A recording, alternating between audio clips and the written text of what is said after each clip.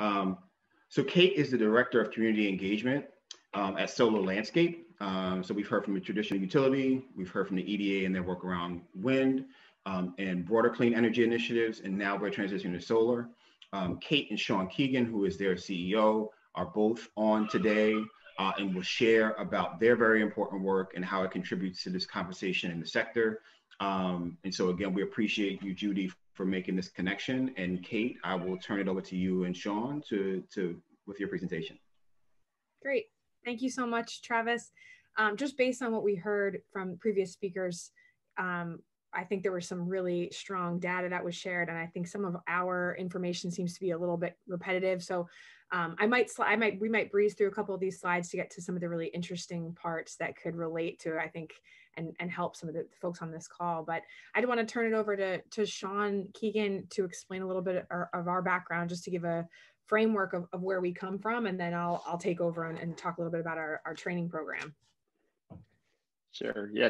Thanks, Kate. So this is Shaun Keegan talking. I'm founder and CEO of Solar Landscape. We started the company about 9 years ago, based in Asbury Park. And Kate asked me to give a little background on the company and talk about how we got to providing jobs training and working deeper in community engagement across the state. So today we employ 85 employees, and when we first got our start about 10 years ago, we were an installation contractor. We were installing solar panels. We transitioned to a developer where we were out originating projects. And then more recently, we became an owner operator. So we put together the financing. So now that we own and maintain the solar project systems, and a lot of what we do is on public facilities, on public schools or municipalities. And the way that the solar program worked previously, the solar would power the building where it was located. And this posed several challenges. So you didn't always have a tenant or a building occupant that knew they would be there for a long period of time. So the state came and said, let's create a community solar program. And it's still in its infancy, but it's really the future of solar in New Jersey. And it's where we've sort of established ourselves as a leader. And that's part of the community engagement and jobs training that we're offering alongside. So community solar allows us to rent roof space or rent an old closed landfill or parking lot, put our solar panels and pay a rent payment, and then we actually sell the electricity into the community at large. So we're able to sell discounted energy to low and moderate income residents of the community in which the project is located. And by state mandate, 51% of that power needs to be sold to what they refer to as LMI residents. And so with that, one of the things that the state's promoting is that companies or solar developers actually engage with the communities in which these projects are located and really promote environmental justice and access to clean energy from those who couldn't previously access it. So if you had a bad roof or bad credit, or you lived in an apartment, you were a renter, you couldn't put the solar panels on your roof. So now you're able to join a community solar garden. Even if you don't have a roof that's suitable for solar, it doesn't cost you anything. And you're basically able to select or to purchase your energy from a clean source rather than from the utility. So the state, it's a competitive program to get into. And one of the states, what they score projects based on is the community engagement aspect. So we've gone ahead and created this jobs training program, which Caitlin leads, and she can talk more about. But basically, we're out there training folks on how to install solar panels. We still employ electricians and installers. We have development in-house. We have engineering, sales, finance, legal. So we're a vertically integrated solar company. And our training is mostly based around on the installation side, where it's the most jobs, frankly. And these are high-paying jobs. So a majority of the projects that we work on require prevailing wage. So folks are out there making $60 plus per hour. And we look for some background in solar.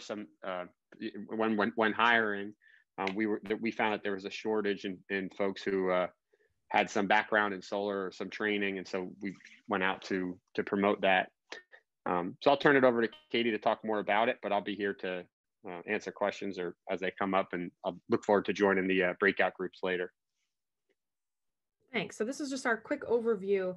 Shaun gave our background. We want to talk about the development program that we've created, some of the benefits to the students, and then how I think that it could be beneficial to a lot of the people on this call.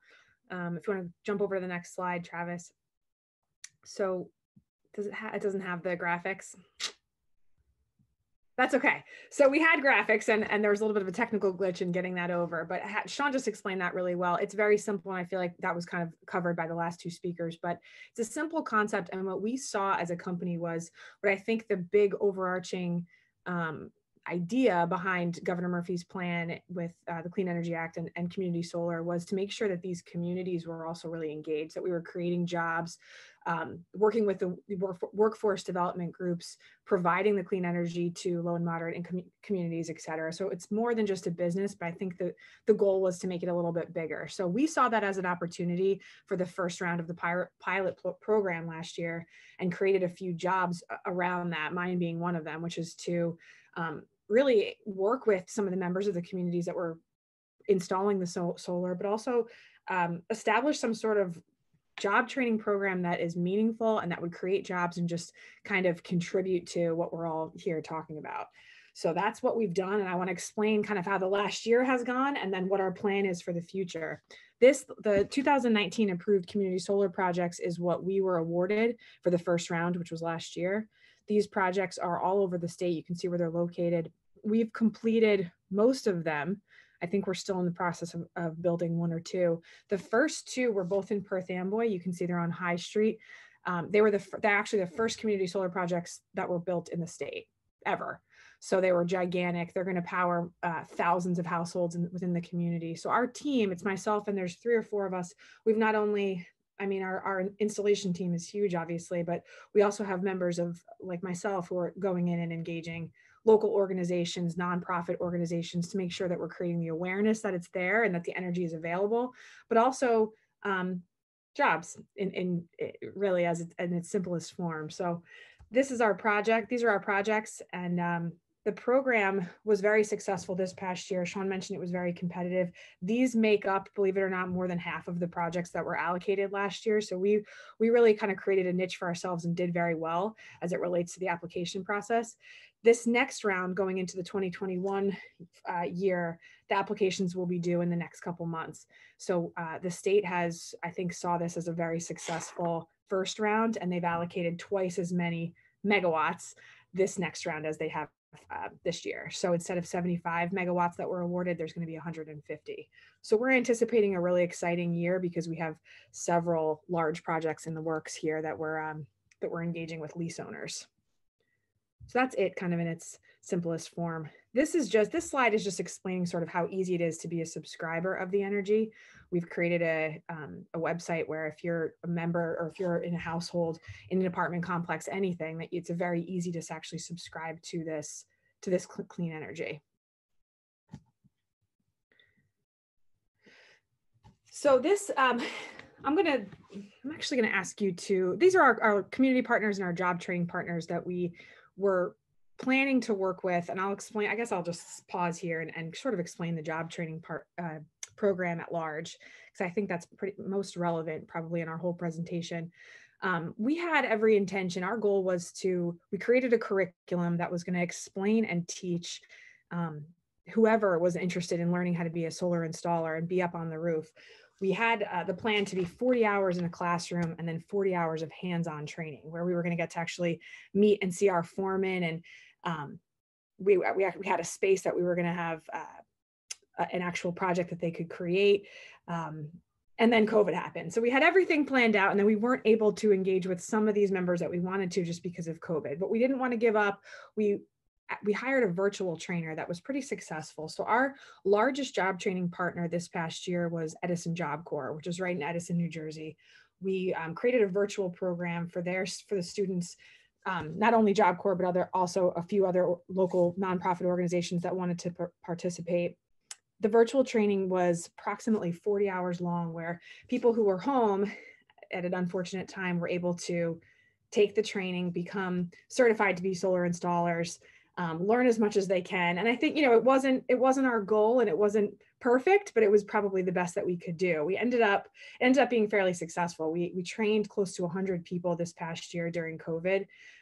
It was a very interactive virtual training where they were able to talk and speak to the trainer and see videos. And I think it was the best under these circumstances. And we ended up hiring several of the students that we trained. So if you want to switch over to the next slide, I'll explain that a little bit more. I'm going to skip this. I think that this has been talked about quite a bit. This is just explaining some of the data of the market in New Jersey and in the country based on jobs. The interesting thing about this, the solar jobs by state in 2018, it actually shows a decrease in energy jobs or in solar jobs, but that's it's not telling the full story because of community solar and what we're actually going through right now. So we're seeing an incredible spike, and we're anticipating a bigger spike just based on the megawatts that were just allocated. So we see this as an opportunity, especially within installation, to make sure that we're doing our part to train who we can. Keep going. This is where the conversation with Judy and actually with Shaun McDonald from Middlesex Vocational Program led us to this call. This was only last week. So I think that some of the things that I've been hearing on this call and really taking in makes sense. What Aaron mentioned on this pathway to success, and it just makes so much, it's so cohesive with what we're doing as a company that I think it's really exciting. So at the same time as what you're doing in trying to create pathways for students, we're sort of doing at the same time. So this is what the program that we're in the process of launching right now.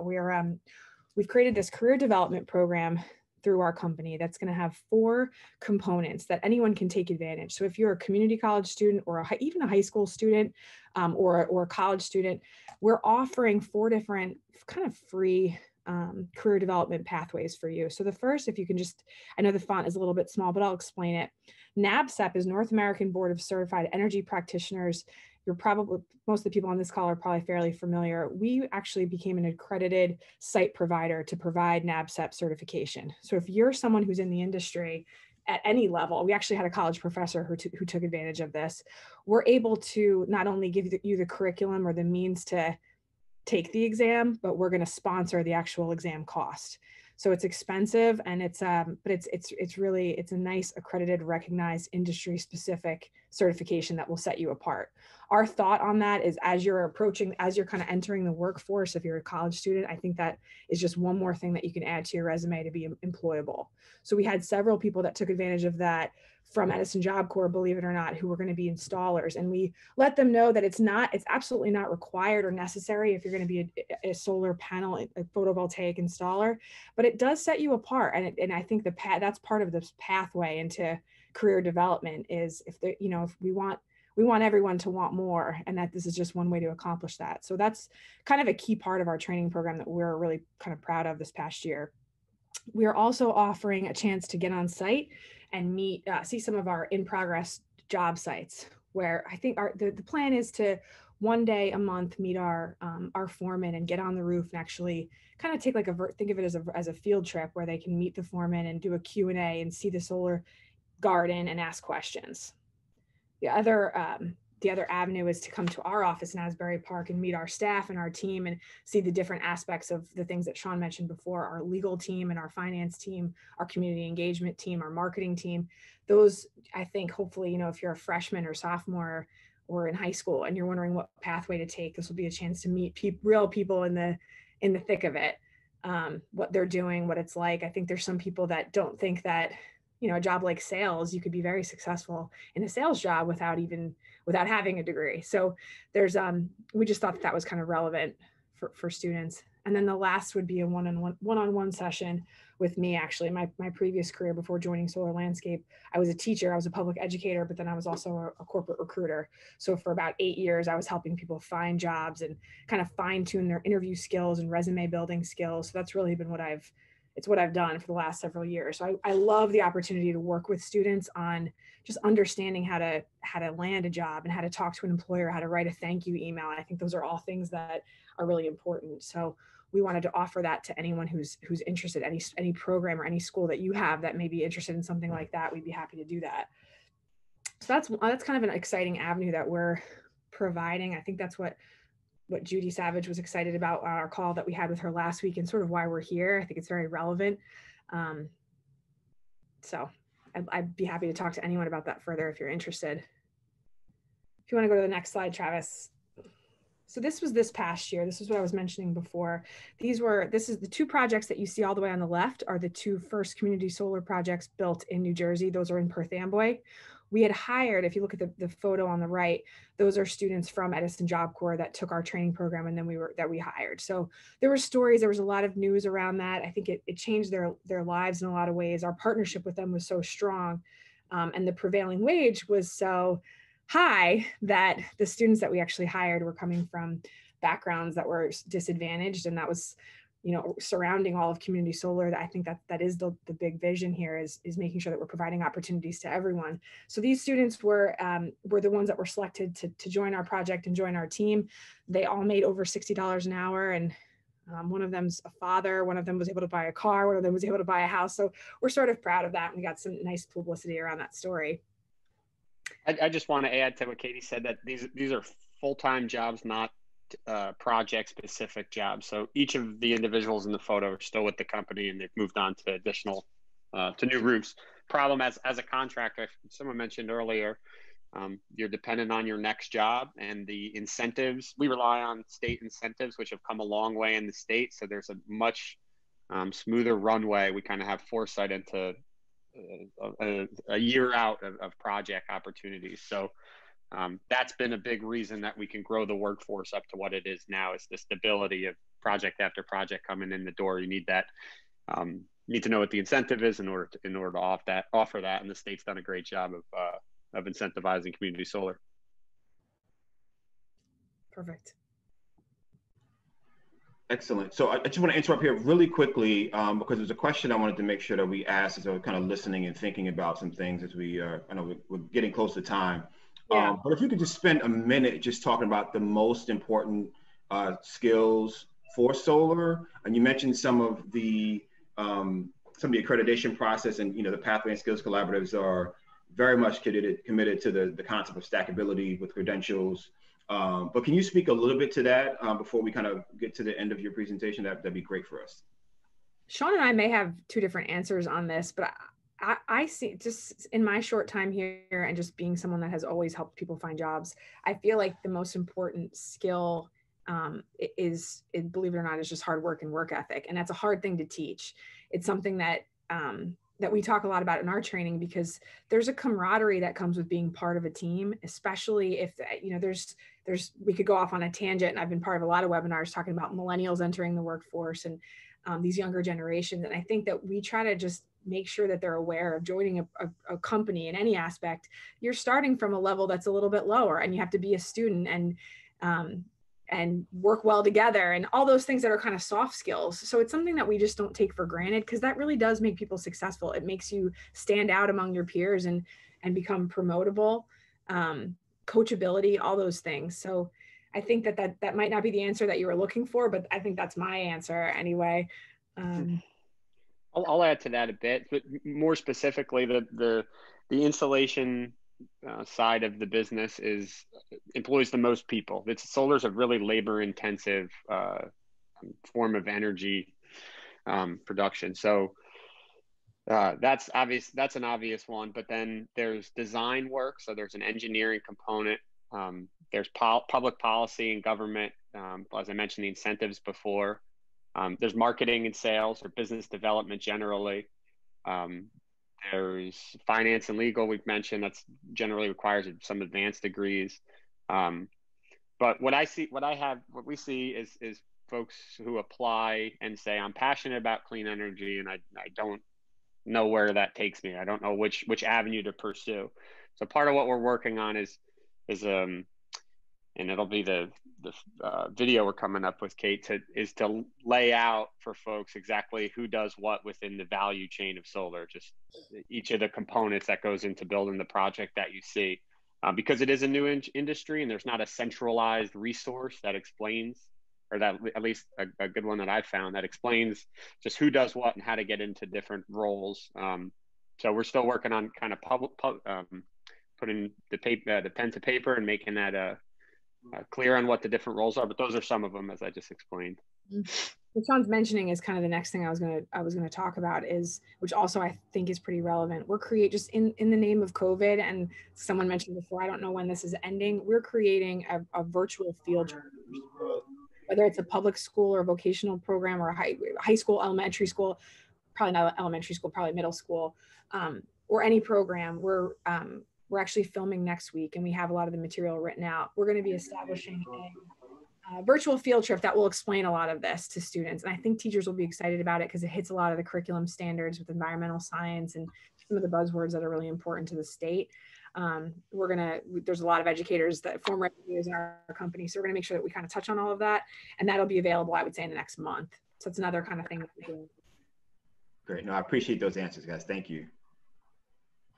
This just highlights one of the folks from Edison Job Corps that was hired through our company, Emmanuel, and I can send you the article if anyone's interested, but it was a pretty cool story at the time.